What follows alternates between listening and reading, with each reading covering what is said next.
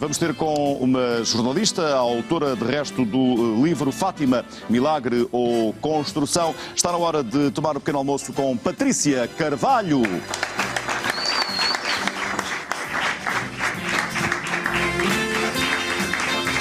Olá, Patrícia. Bom dia. Bem disposta? Tudo bem? Dá-te deixo. Bem-vinda. Obrigada. Tudo bem? Chá, laranjado. Chá. Então vou aproveitar para servir. E dar os parabéns por mais um livro, é o teu segundo livro, não é? Já vamos falar sobre este trabalho, diria que paralelo à função de jornalista, que no fundo acaba por se casar, porque o livro é resultado de uma investigação, não é? Sim. Portanto, as coisas vão-se casando de alguma forma, não é? O livro é muito jornalístico. Exatamente. Acho que não Aliás, uma poderia ser de posição outra forma. muito isenta, não é? Isso foi sempre o meu ponto de partida. Claro. Eu também parti com poucos conhecimentos sobre o que é que ia encontrar, sobre a história, não a conhecia, e o meu objetivo foi sempre esse, foi expor os factos, expor a informação que está disponível nos documentos e deixar que as pessoas depois concluam sobre o que é que ali aconteceu. Muito mais centrado no ano 1917 e nos anos imediatamente a seguir, que é quando efetivamente a construção, o desenvolvimento, digamos, de todo o processo se dá, mas sempre assente nos documentos. Há, no entanto, um facto muito curioso, que é a construção ou a compra do terreno antes mesmo do processo, o que naturalmente levanta algumas questões.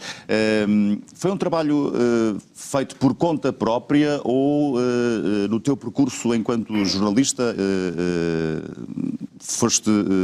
Não diria que obrigado, mas foi de alguma forma um trabalho que estavas a fazer para o jornal? Não tem nada a ver com o jornal. Aliás, é um tema sobre o qual eu não tinha ainda sequer pensado alguma vez debruçar-me. Foi um convite da editora que me abordou e disseram que gostavam de ter um livro sobre esta temática neste ano em que se comemora o centenário das aparições e deixaram-me total liberdade, não me impuseram nada em termos do que é que iria acontecer, queriam apenas que se contasse a história. E eu... curiosamente fiquei logo muito entusiasmada porque não sabia o que é que se tinha passado ali e confesso que a hipótese de poder perder longas horas a remexer em papéis antigos e a ver jornais e perceber este bocadinho da nossa história que está Mas foi intimamente fácil ter ligado. acesso a essas informações? Foi porque assim, a informação geral, tudo o que está aqui está perfeitamente disponível. E grande parte dela, além dos jornais da época, não é, que podem ser consultados. Eu passei muitas horas ali na Biblioteca Municipal do Porto, além do próprio santuário, foi o sítio onde eu fiz o grosso da investigação. O próprio santuário tem um conjunto de volumes que se chama Documentação Crítica de Fátima, que tem vindo a ser lançado periodicamente, e presumo que ainda irá continuar, onde estão vertidos os documentos originais, os interrogatórios às crianças, a troca de correspondência entre o bispo e os padres, os testemunhos de pessoas que por lá passaram, e os outros interrogatórios também a pessoas que estiveram em 1917 na Cova da Iria. Portanto, tudo isso está facilmente compilado em volumes que são muito fáceis de ler, não tem que estar à procura da letra original, às vezes de caligrafia difícil. E depois há os jornais, há os livros que foram lançados muito próximos do acontecimento, nomeadamente por parte do Cónego Formigão, que assinava como Visconde de Montelo e que foi o grande propagandista de Fátima. Portanto, não é difícil. É muita coisa, claro. E tem que se juntar tudo. Obrigou a muito trabalho, sim. A saber resumir sim, toda e procurar. A investigação. Mas também é muito rica porque há muitos testemunhos pessoais e isso para um jornalista é muito bom porque foi alguém que esteve lá e que viu e contou o que é que viu, o que é que achou que viu, o que é que sentiu e poder reproduzir, ir buscar esses testemunhos foi excelente e de facto enriquece muito a história. Não é? Foste-te surpreendendo sempre ao longo de mais de um ano, se calhar, não foi tanto, não. Confesso que não foi tanto, foi assim mais... Foi intenso, portanto. Foi muito intenso, foram alguns meses, foi mais intensivo do que extensivo. Desde o primeiro momento, porque conforme eu disse, eu sabia muito pouco. Sabia que havia 3 pastorinhos que tinham dito que apareceu a Nossa Senhora na Cova da Iria e basicamente o conhecimento resumia-se a isso. E que havia um segredo. Aliás, eu estive em Fátima no ano 2000 em trabalho com a visita do Papa João Paulo II, portanto isso sabia. Mas todo o processo, todas as declarações que as crianças fizeram, a forma como a mensagem original depois foi sendo alterada e transformada, a questão logo na segunda aparição da Lúcia dizer que a Senhora lhe disse disse que queria que ela fosse aprender a ler. Foi uma coisa que eu achei muito curioso. E toda essa questão da compra dos terrenos, de facto, a forma como esse processo foi construído. Espero que as pessoas não se ofendam por estar a usar este termo, porque isto, a partir de determinada altura há claramente uma construção. E essa compra dos terrenos, ainda antes de haver o processo canónico, o processo da Igreja que valida as aparições, é sem dúvida... Há uma questão que pode, de alguma forma, ser incómoda perceber se é ou não uma mentira cuidadosamente planeada, não é? Lá está, eu fiz isto com base nos documentos e não há nada que nos diga exatamente o que é que aconteceu em 1917.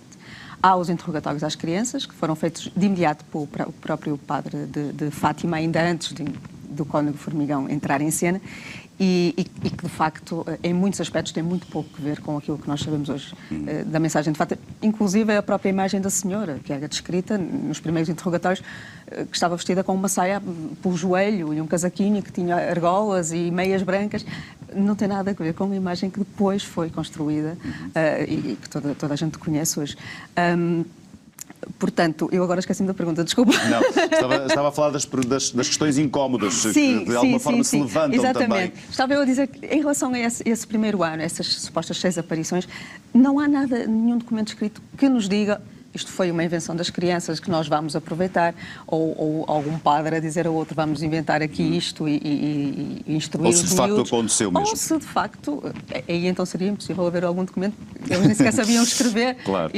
Portanto, isto ficará sempre, acho eu, à fé de cada um, à crença de cada um, o que é que aconteceu na Covadeiria, naqueles meses, naqueles 6 meses, porque não há forma de, pelo menos que se conheça, pode haver aí algum documento perdido que ainda se venha a descobrir, mas para já não há nada que diga não, foi assim, foi tal e qual assim. Mas acaba por ser incrível também a fé, a devoção. E isso teve um grande peso, porque inicialmente o fenómeno só chegou aos jornais já em julho, portanto já após a 3ª aparição.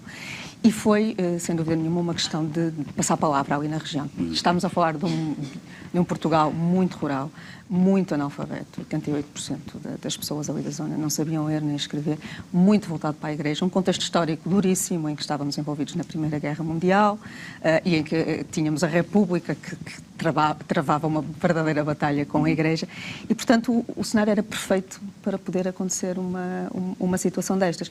E, sem dúvida nenhuma, num primeiro instante, o fenómeno é completamente popular.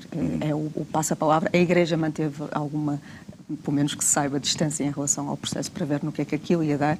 E os próprios jornais católicos, inicialmente, são muito comedidos, vão pondo um pozinho aqui e ali, de forma a manter o entusiasmo, mas são muito comedidos. Os jornais republicanos, pelo contrário, atacam completamente o processo, chamam-lhe todos os nomes e mais alguns, dizem que foi uma invenção dos padres, que estão outra vez a enganar o povo ignorante, mas depois não apresentam provas. E, portanto, tudo isso contribuiu para que o fenómeno se expandisse e evoluísse de forma crescente. O livro foi apresentado oficialmente no final do mês de janeiro, portanto tem muito pouco tempo de vida, digamos assim, mas já tens tido algumas reações ao livro? Já, além dos conhecidos, não é, que já leram. Enquanto vais escrevendo, vais dando ler a alguém, ou não? Não. É um processo isolado. Eu faço a pesquisa toda, depois fecho-me em casa umas semanas a escrever e entrego à editora. Okay. Nunca não devia dar, se calhar, não é? Não sei. Há vários processos. Não, por acaso, estava curioso de conhecer o teu. Desta vez pedi a um colega para tentar dar uma vista de olhos, mas já foi muito em cima da hora e ele só conseguiu ver foi mesmo uma vista de olhos, foi só, está aqui, pronto. Exato, agora já não temos tempo, tenho que o enviar. Não, é muito solitário, de facto, mas eu não sei trabalhar de outra forma. Mesmo no dia-a-dia de jornalismo, preciso recolher os fatos todos e depois sento-me a escrever. Eu escrevo com relativa rapidez, mas é solitário, não costumo mostrar a ninguém. Mas em relação às reações? As reações têm sido muito boas. Tanto em termos de vendas, porque vou vendo mesmo, aquelas coisas dos tops das livrarias, como tenho recebido alguns e-mails de pessoas que agradecem o facto de ter... E as pessoas falam muito na opção que eu fiz conscientemente de descrever o processo de forma cronológica, porque eu acho que quem de facto não conhece, não vai ler os documentos, a imagem que tem hoje de Fátima é a imagem da junção de tudo o que aconteceu, mas sem ter Sem a perceber a percepção construção. do que é que aquilo era em 1917 e depois como foi mudando à medida que o regime político mudava, à medida que o comunismo avançava na Europa e que vinha a Segunda Guerra Mundial. As pessoas não têm essa percepção porque obtêm a mensagem global. E, de facto, Fátima, em 1917, tinha quase nada a ver com aquilo que hoje se sabe dela. Era quase um mero apelo para que se rezasse o terço e para que os soldados pudessem voltar da guerra e a guerra pudesse terminar. E é muito interessante, contas os factos, as conclusões ficam naturalmente para cada um dos leitores, apresentando factos de uma forma isenta, numa posição completamente jornalística, tentando se afastar dos factos, mas demonstrando-os. Um pouco à semelhança do teu primeiro livro também, não é? Sim, que tinha... cujo tema não tinha nada a ver. Não, acaba por ser também uma parte da nossa história. Eu gosto muito de história, sempre gostei, e está-se agora a revelar isso através destas... Não, o primeiro livro era sobre portugueses nos campos de concentração nazis. Sim. Isso sim foi uma investigação que eu fiz para o público, uma reportagem que depois acabou por evoluir para um livro, ao contrário deste, que de facto foi Esse feito. foi um pedido da editora. O primeiro em setembro de 2015. 2015. A reportagem é que foi em 2014. Este agora, janeiro de 2017. Isto vai levando a algum tipo de... Eu não estava a contar, sinceramente. Como disse, isto foi um convite da editora, não foi algo que eu procurasse, mas devo confessar que no ramo... Mas dá-te gozo? Dá-me muito gozo, é isso que eu ia dizer. No ramo do nosso dia-a-dia, a gente às vezes esquece que nos faz falta alguma coisa mais que nos puxa um bocadinho para descobrir coisas novas e, de facto, quando este convite surgiu e eu estava a ter a primeira conversa com os editores e eu já estava a pensar, tenho que ir pesquisar isto e pesquisar aquilo e ver o que é que aconteceu e é muito entusiasmante para quem gosta de conhecer melhor a história do nosso país e todos estes processos que fazem parte de nós, mas que ao mesmo tempo nós conhecemos mal, a maior parte das pessoas. É muito entusiasmante, sem dúvida nenhuma. Não te vês a escrever um romance? Ou por defeito de profissão é factos? Não tenho nenhum prurido em relação a isso, mas acho que precisava de tempo que agora não tenho e se calhar de ter uma história que valesse a pena contar ainda não parei para pensar nisso. Não há nada na gaveta? Para já não.